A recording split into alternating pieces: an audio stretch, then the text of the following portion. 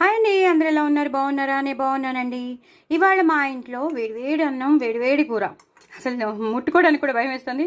First అయితే నెయ్యి వేసుకుంటాను. అసలు ముట్టుకోవాలంటేనే భయం వేస్తుంది, అంత వేడిగా ఉంది కూర. కాలీఫ్లవర్ కూర చాలా చాలా బాగా చేశానండి. ఇలా పువ్వుల్లాగే చేసుకోవాలి. ఇలా పెద్ద పెద్ద పువ్వులు ఉండాలి. చిన్న చిన్నవి చేసుకోకండి, పెద్ద పెద్ద పువ్వులాగే. ఒక డిఫరెంట్ మసాలా పౌడర్ వాడాను.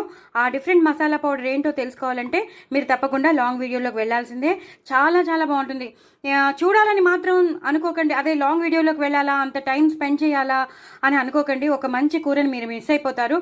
సో అందుకే చెప్తున్నాను, చాలా చాలా చాలా టేస్టీ అయిన కాలీఫ్లవర్ కూర. నాకు చెయ్యి కాలిపోతుంది, బట్ మీకు చూపించాలి, మిమ్మల్ని టెంప్ట్ చేయాలి. అంత టేస్టీగా ఉంటుందండి. చపాతీలోకి బాగుంటుంది, రోటీలోకి బాగుంటుంది, నాన్లోకి బాగుంటుంది, రైస్ ఐటమ్స్లోకి బాగుంటుంది. ఇలా పెద్ద పెద్ద కాలీఫ్లవర్ పెట్టేసి నోట్లో పెట్టేస్తే పిల్లలు హ్యాపీగా తినేస్తారు. అలాగే మీరు కూడా తినండి, పెద్దవాళ్ళకి పెట్టండి. చాలా అంటే చాలా టేస్టీగా ఉందండి. ఒక డిఫరెంట్ మోడల్లో నేను చేశాను. సో ఒక్కసారి మీరు లాంగ్ వీడియోలో వెళ్ళి చూసేసేయండి, అలాగే చేసేసుకోండి, ఎంజాయ్ చేయండి. ఇప్పుడు పిల్లలకి హాలిడేస్ కాబట్టి ఈ కూర చేసి పెట్టారనుకోండి, అసలు 1-2 సార్లు తినేస్తారు. నెక్స్ట్ మీరు రసము లేదా పెరుగన్నం కలిపేసేయచ్చు. అసలు మీరు ఇంకా ఆలోచించక్కర్లేదు, వాళ్ళకి కడుపు నిండిందా లేదా అని అసలు అవసరమే లేదు. ఎందుకంటే వాళ్ళు ఒక్కసారితో ఆపరు.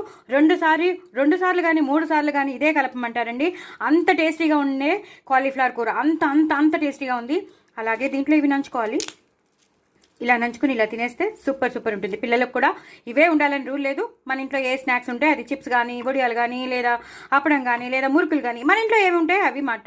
అలాగే మెస్సీ చేసేసాను, చూసారా? మెస్సీ చేయకుండా ఉండను. బద్దలు, నాకు బద్దలు అంటే చాలా ఇష్టమని మీకు చెప్పాను. చాలా చాలా బాగుంటుంది బద్దలు. ఇలా డార్క్గా తినాలి, నేను డార్క్గానే తింటాను. ఇలా వేడి అన్నంలో ఇలా బద్దలు నోట్లో పెట్టుకుంటే అదిరిపోతుందండి. సో మీరు కూడా తప్పకుండా బద్దలు చేసుకోండి. దీని రెసిపీ కూడా నేను మీకు షేర్ చేస్తున్నాను. చాలా చాలా టేస్టీ అయిన మామిడికాయ బద్దలు, చాలా అంటే చాలా టేస్టీగా ఉంటాయి. ఎలా చేశానో మీకు షేర్ చేస్తాను కాబట్టి మీరు కూడా చేసుకోండి, పిల్లలకి పెట్టండి, మీరు కూడా తినండి.